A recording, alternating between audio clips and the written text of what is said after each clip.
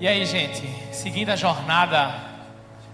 nossa jornada de pensar o que Jesus falou sobre, a gente hoje vai refletir o que Jesus falou acerca da fé. A gente não tem nenhuma intenção, nenhuma pretensão de esgotar esse assunto nesse momento. A gente vai pegar um texto. Aqui está melhor? Tá melhor. A gente vai pegar um texto que Jesus falou sobre fé, mas tem muitos outros que falam sobre fé, que Jesus fala sobre fé. Mas a gente hoje vai pegar só um texto para pensar sobre isso. Mas aí eu quero falar também um pouquinho sobre a fé. Gente, essa nossa caminhada, essa nossa jornada de mapear o que Jesus falou, sem a fé, ela não tem eficácia. Por isso que a gente, depois do amor, está trazendo aqui a ideia da fé. Se você quiser o conhecimento sobre o que Jesus falou, o que ele fez ou como viveu, simplesmente para conhecimento acadêmico, conhecimento de aumentar sua bagagem, vai ser só mais uma coisa que você vai saber. E essa não é a intenção da gente. A intenção da gente, a intenção de Jesus, a intenção de Deus e a intenção de todo mundo que está aqui assim trabalhando na equipe do Projeto Resgate, é que você entenda as palavras de Jesus e coloque fé nelas. E coloque a sua vida nas palavras que Jesus falou. Sabe por quê, gente? Porque quando a gente... Obrigado, mano. Quando a gente conhece apenas a Escritura, sem essa fé, ela continua só sendo um livro. Um livro maravilhoso, de poesia, de sabedoria. Mas quando a gente bota fé na palavra de Deus, na palavra de Jesus, esse livro salta e toma uma dimensão de todo o nosso ser. Todo o nosso ser ele é influenciado, ele é redirecionado, renovado por essa palavra. E essa é a intenção de Deus. Então eu queria desafiar você a ouvir essa mensagem e as outras que virão estar com a gente nessa pegada, colocando fé, acreditando naquilo que Jesus falou, colocando o seu coração nisso e estando disposto a fazer qualquer coisa para não abrir mão daquilo que Jesus falou. Beleza, gente? Vamos abrir a Bíblia aqui num texto muito conhecido, mas muito precioso, que Jesus fala sobre fé, e às vezes a gente nem entende que é sobre fé que ele falou. Se pudesse acender as luzes aí, as luzes, seria bom para a galera pegar a Bíblia aqui. Abre a Bíblia no livro de Lucas, capítulo 8, versículo 22.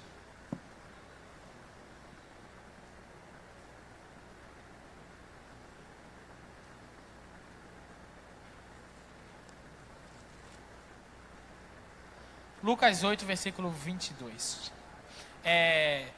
Desliga esse ventilador, por favor, mano. 8, 22. Uma passagem conhecida como Jesus acalma a tempestade. Beleza? Só que eu queria combinar um negócio com vocês aqui. Vamos ler essa passagem diferente. Eu não sei o que é que você pensa sobre essa passagem. Se você já teve alguma experiência com Deus com essa passagem. Uma passagem muito conhecida. Muito conhecida, muito conhecida. Mas aí, eu vejo um problema que a gente tem muitas vezes ao lidar com essa passagem. Que é o seguinte. A gente está lendo o Evangelho de Lucas, uma narrativa.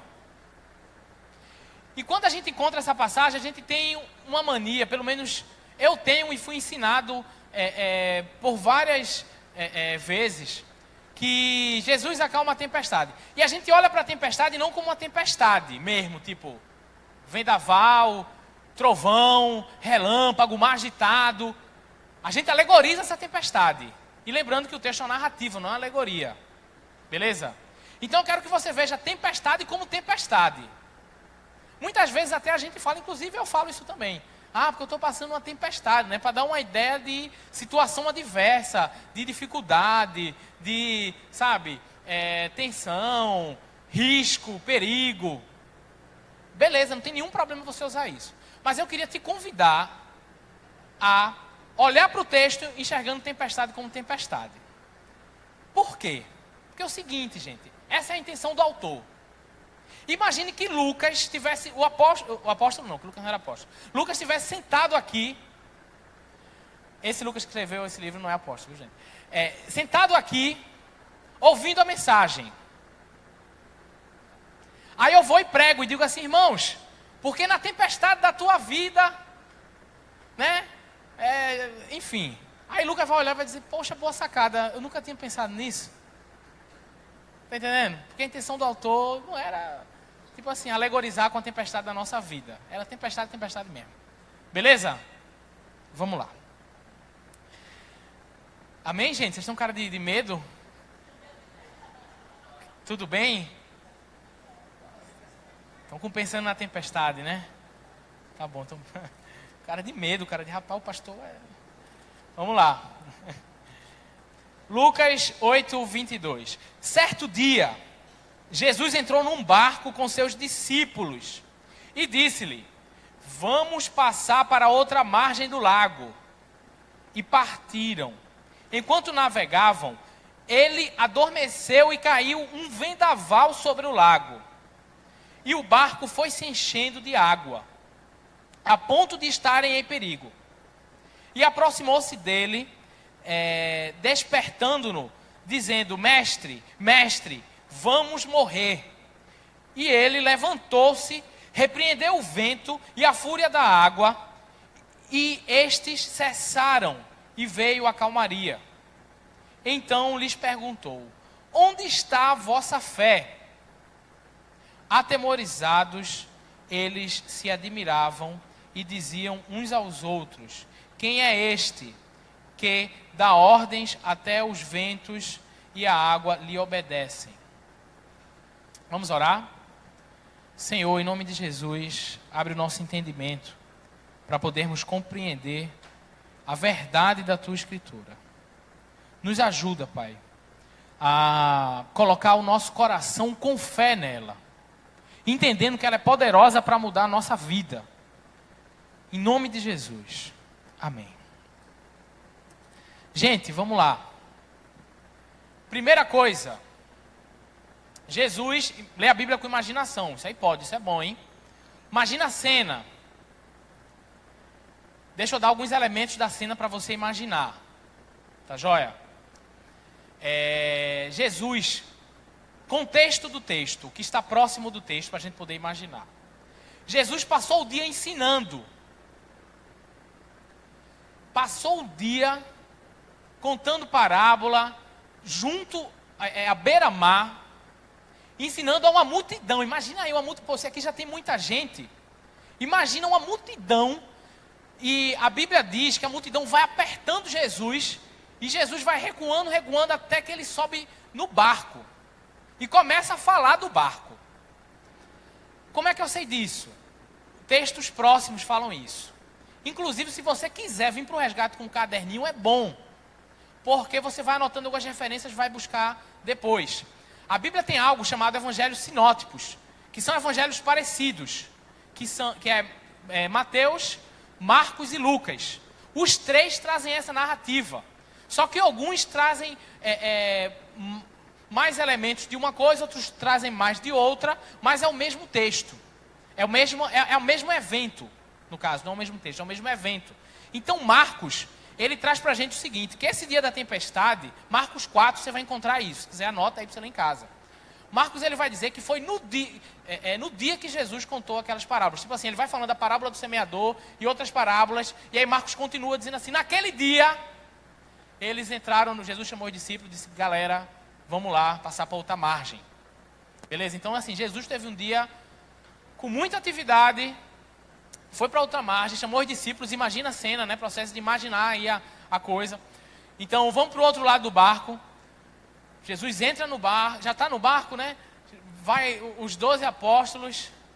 Então, nessa travessia lá para o outro lado, o texto vai dizer para a gente que uma tempestade mesmo, né? Tempestade valendo, tempestade hardcore. Depois a gente vai falar um pouquinho sobre a geografia daquela região. E encontra ali os discípulos, né? Enfim, balança o barco. O texto diz que eles correm perigo. Muitas vezes a gente não acredita que a tempestade era do jeito que que o texto traz, né? Pensa que é uma tempestadezinha, mas foi uma tempestade muito forte, e a Bíblia fala que eles corriam perigo. E aí Jesus dorme, né? Quem nunca dormiu numa viagem? E aí os discípulos vão lá, acordam ele, e Jesus acalma a tempestade e pergunta onde é que está a fé deles. Imaginou a cena? Vamos tentar se debruçar um pouquinho sobre esse texto. Mantém tua Bíblia aberta nesse texto e vamos pegar algumas chaves aqui para a gente, algumas ideias para a gente ir.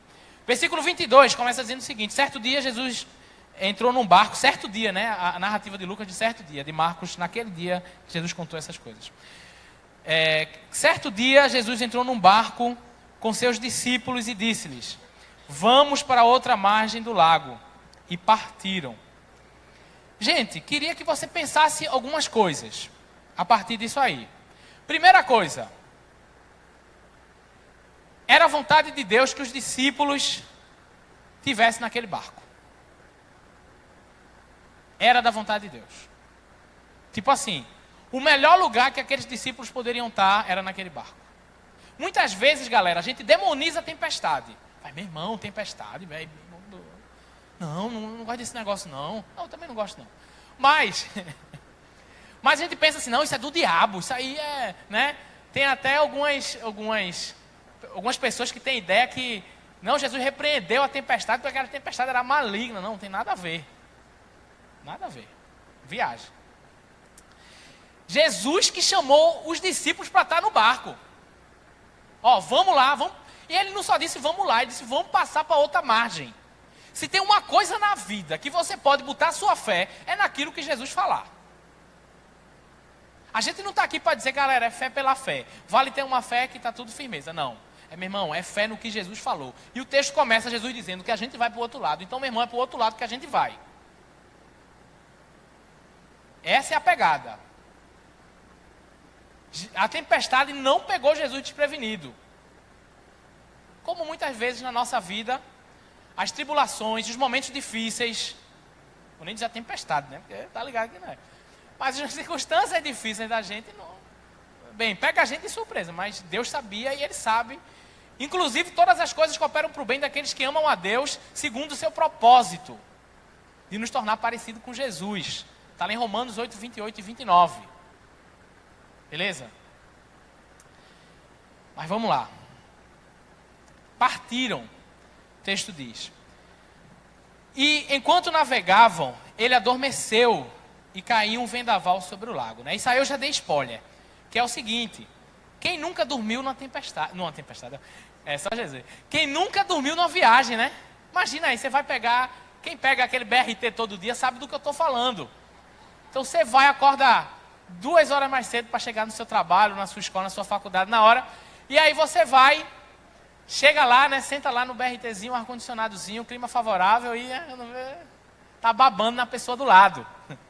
Acontece. E Jesus, que não é de ferro, dormiu na tempestade. O que, pastor? Jesus que não é de ferro? Jesus que não é de ferro. Gente, vocês não têm ideia como isso é profundo. Sabe qual é a ideia? Isso tem a ver com a cristologia. O que é cristologia? O estudo sobre o Cristo, a doutrina sobre o Cristo. O Filho de Deus, 100% homem, sujeito ao nosso cansaço, sujeito à fadiga, sujeito a dormir profundamente depois de um dia punk de trabalho. Chega no barquinho, apaga. A gente consegue imaginar, o texto não diz, mas a gente consegue imaginar, a gente tem elementos para afirmar que o sono de Jesus era pesado, velho. 100% homem, igual a mim e a você, 100% ser humano. Cara, isso é massa, é show de bola pensar nisso. Mas na frente vamos ampliar essa ideia, beleza? Guarda ela aí. Isso aqui está mostrando que Jesus é gente feito a gente. Vamos lá, seguindo o texto. Verso 23. Ainda no verso 23. Enquanto navegavam, ele adormeceu, abateu-se sobre o lago um forte vendaval. de modo que o barco estava sendo inundado e eles corriam perigo. Abateu-se um forte vendaval. Não era uma tempestadezinha fraca, era tipo forte. Vendaval, tempestade de vento. E aí, para a gente ter ideia de onde Jesus estava geograficamente, Jesus estava no Mar da Galileia.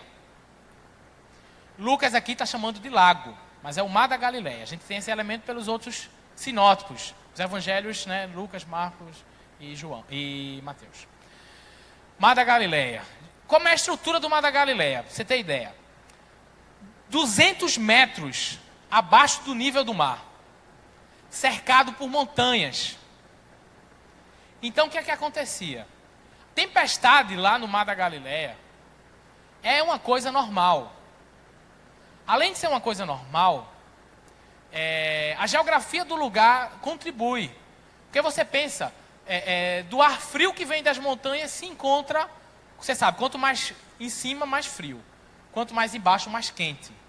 O ar frio das montanhas se encontra com o ar quente do Mar da Galileia, do lago lá, que está abaixo do nível do mar, 200 metros, e aí você já sabe o que é que deu, né? É o ninho.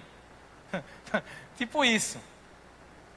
Tempestade forte, forte demais. E uma característica das tempestades do Mar da Galileia. Repentina. Tipo, tá bom, bem, sol, os caras entram, quando vê, rapidinho formou uma tempestade e gerou. Pronto. Essa é uma das características. E uma coisa maravilhosa desse texto, que numa leitura rápida passa despercebido. Quem aqui já enfrentou uma tempestade? Já viu uma tempestade assim, perto da praia? Ou no mar, se você já talvez pegou um cruzeiro, Existe gente, eu nunca fui, mas existe gente. Eu já peguei o barquinho que vai para o outro lado do Marco Zero, pessoal. Não peguei tempestade.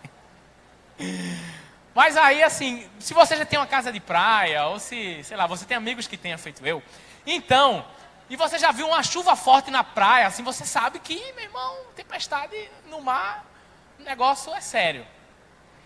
E eu queria trazer um elemento que não está aqui no texto, mas a gente, por experiência, a gente tem elementos para falar disso. Você já ouviu o barulho de uma tempestade? Imagina aí. Trovões. Você no mar. O barulho do próprio mar. E o agitado do mar no barco, né? Porque para acordar a pessoa tem que ter no mínimo uma dessas duas coisas. Uma, barulho. Bora, meu velho, acorda aí, pá. Não, vai acordar, né? Ou então, quando a pessoa não acorda no primeiro estágio do barulho, tem o estágio do balançar, né? Bora, meu velho, tu vai ficar aí dormindo, Entendeu? Então, o clima que Jesus estava dormindo aqui era de barulho e de balançado do mar. Que foi? Barquinho, né? Não, o barquinho não era lá um Titanic. O barquinho era... A ideia é que o barco não era tão grande assim. Era pequeno. Eu não consigo dimensionar, mas não era essas coisas todas, não. Imagina o sono pesado de Jesus. Uma dica quando você for ler a Bíblia em casa. Lê com imaginação, né? Já pegou a dica, né? Segunda, faça perguntas ao texto. Gente, é muito bom fazer perguntas ao texto. Não é pergunta boba, tipo... Poxa, que roupa Jesus estava nesse dia? Não. Né? Não é. É assim, perguntas ao texto. Uma pergunta que eu fiz ao texto e eu quero que a gente pense junto. Gente, estava ventando, estava barulhento, estava tudo mexido ali, tudo mexendo. Meu irmão, Jesus não acordou. Por que os discípulos acreditaram que iam conseguir acordar Jesus se nem a tempestade, o barulho da tempestade acordou e o balançar do mar acordou? Os caras não iam, vamos para a lógica. Os caras não iam conseguir fazer mais barulho que a tempestade. Concorda comigo? Os caras não iam conseguir balançar Jesus mais do que aquele barco já estava balançando. Mas o massa, velho, do texto, é que o texto diz pra gente que Jesus acordou. Não vai imaginar que Jesus estava fazendo que estava dormindo, não, viu, gente? Ele disse que ele estava dormindo. Jesus acordou, velho. Porque o clamor de uma pessoa angustiada para Jesus soa mais alto do que uma tempestade, velho. Quando você clama a Deus, soa mais alto para Deus do que o barulho da tempestade que Ele mesmo criou. Lembra que eu falei fazer pergunta ao texto? Deixa o texto fazer pergunta a você também. Pergunta que o texto faz sabendo dessas coisas. Por que a gente ora tão pouco? Por que a gente investe tão pouco tempo falando com Jesus e clamando a Ele, pedindo a Ele as coisas que a gente precisa, que a gente quer, que está doendo na gente?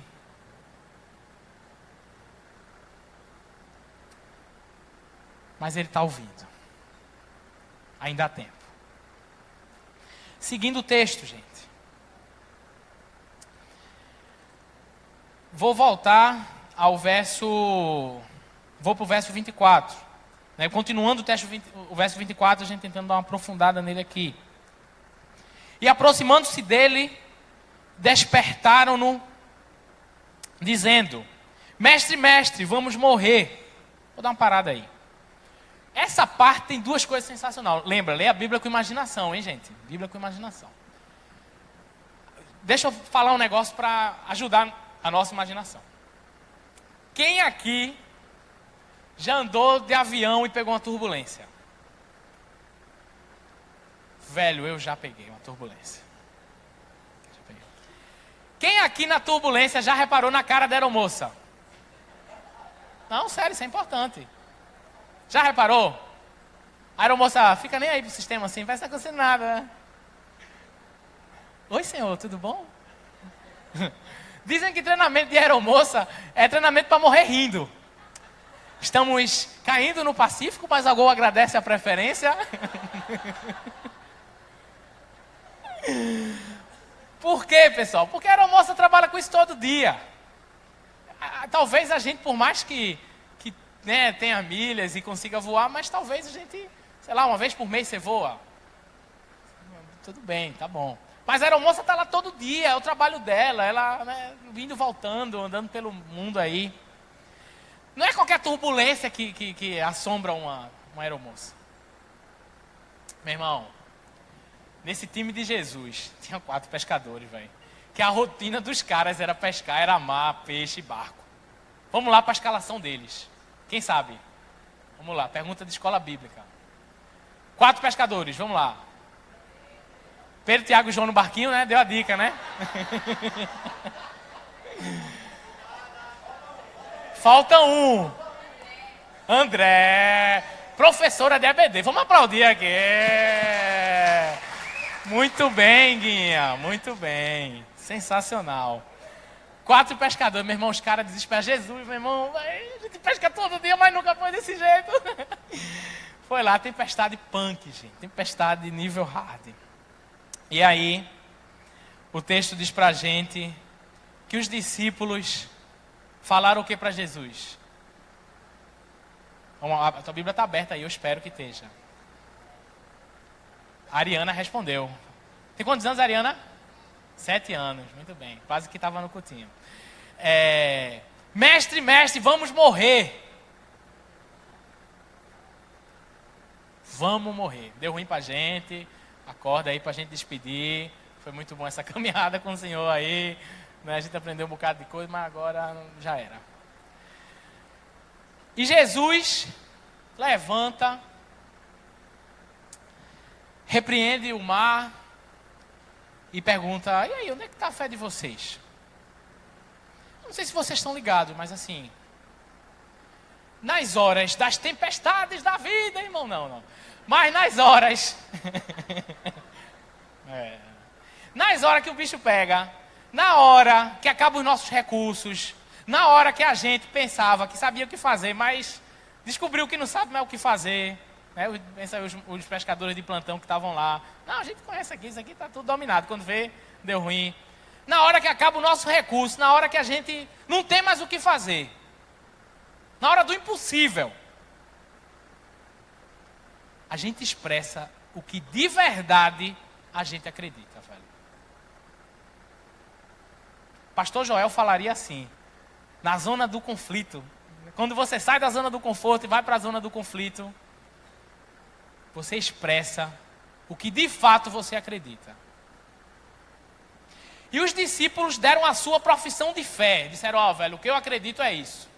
E o que é que os caras disseram? O que é que os caras disseram, gente? A gente vai morrer. E essa profissão de fé dos caras dizia o seguinte: Jesus, foi massa estar com o Senhor, muito joia. A gente até seguiu o Senhor quando estava tudo tranquilo, quando a gente estava de boa por aí, quando estava, né? A gente andou com o Senhor, a gente seguiu até aqui. Mas na hora que acabou o recurso, Senhor, na verdade a minha fé estava nas circunstâncias. E as circunstâncias não são favoráveis, então a gente vai morrer, é isso que eu acredito. Lembra aí da última vez que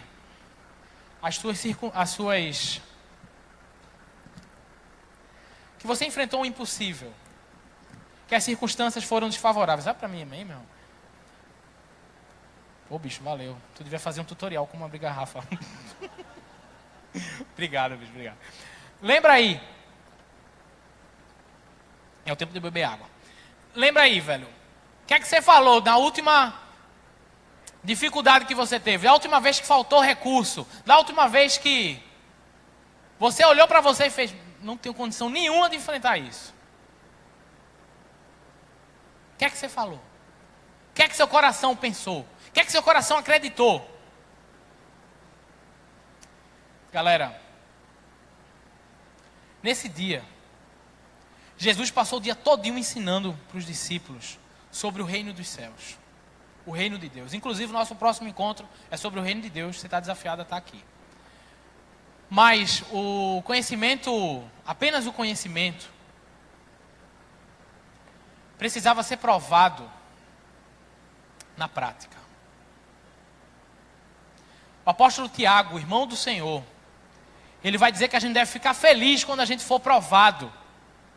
Porque a provação produz perseverança.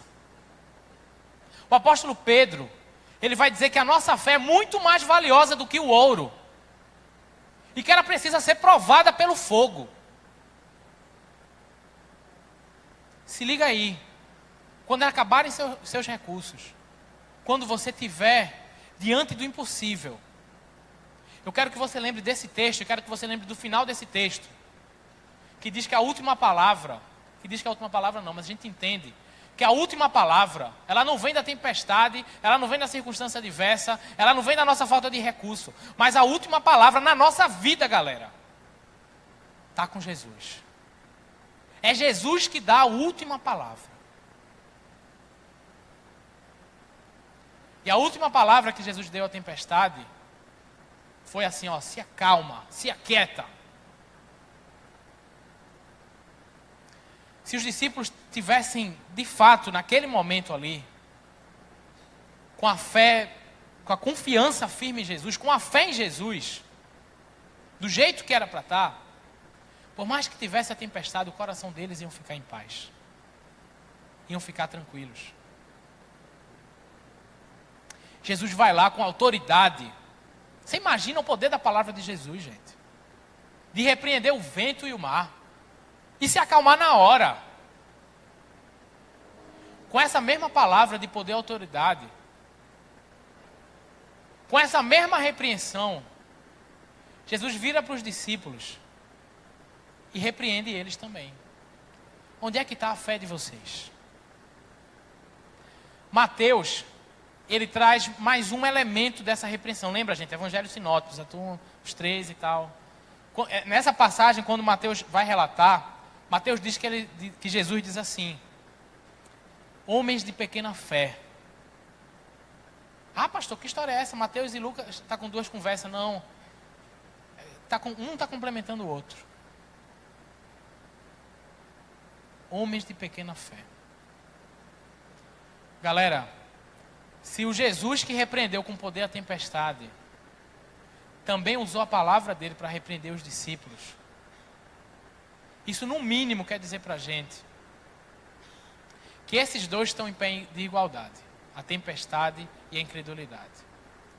E olhando para o que a gente chamaria de teologia bíblica, que é a Bíblia como um todo, eu vejo que a tempestade, ela é menos perigosa, menos mortal, menos maléfica do que a incredulidade, do que a falta de fé. A falta de fé em Jesus é muito mais perigosa do que a tempestade. Porque se você passar por uma tempestade com fé em Jesus, ainda que você morra ali, você sabe para onde você vai. Porque o próprio Jesus disse que aquele que crê em mim, ainda que morra, viverá. Agora, se você não tiver fé em Jesus, essa fé salvadora, não adianta nem estar vivo. Porque a vida, gente, não faz sentido. Ele completa a nossa existência. Inclusive, o propósito de Jesus de atravessar o lago, você tem ideia de qual é? Sabe por que Jesus estava nessa travessia? Porque do outro lado tinha um cara, na terra dos Gadarenos, em Gadara, se não me engano, aqui eu escrevi no meu esboço, mas esqueci. Um cara endemoniado. Um cara que andava nu, dormia nos túmulos, que amarravam ele, e ele se soltava, e que ninguém queria estar perto dele, que ele vivia só, numa situação terrível. Todos os evangelhos, depois da tempestade, apontam que Jesus foi encontrar com um cara endemoniado, e ali foi restaurar ele. Deixa eu falar um negócio para você. A Bíblia tem um negócio chamado tipologia. O que é tipologia? Quem vem do resgate das antigas já está mais ou menos ligado nessa palavra. Tipologia é a ideia de, por exemplo, algo aqui aponta para outro ali. Deixa eu tentar ser mais claro. Quando Jesus passa e João Batista diz assim, eis o Cordeiro que tira o pecado do mundo. Quando Jesus passa, aponta para Jesus e diz isso, está tratando da tipologia. Porque o povo de Israel, na Páscoa, matou o Cordeiro e passou no portal, e aí o anjo da morte passou por cima, essa ideia da Páscoa, né? E aí não matou os primogênitos. Porque o povo de Israel sacrificava um cordeiro para tirar o pecado. E Jesus era o Cordeiro de Deus que tira o pecado do mundo, que era uma tipologia. Não é que Jesus é um cordeiro, mas tipologia. Uma coisa que lembra a outra. Isso aqui, quando Jesus encontra aquele homem na terra dos Gadarenos, ele está encontrando, isso aí está apontando para o resgate de Jesus na humanidade. Que Jesus veio para nos resgatar, porque a nossa situação era igual a daquele homem. Como assim, pastor? Qual é? Eu não ando em cemitério por aí, nu, nem me cortando.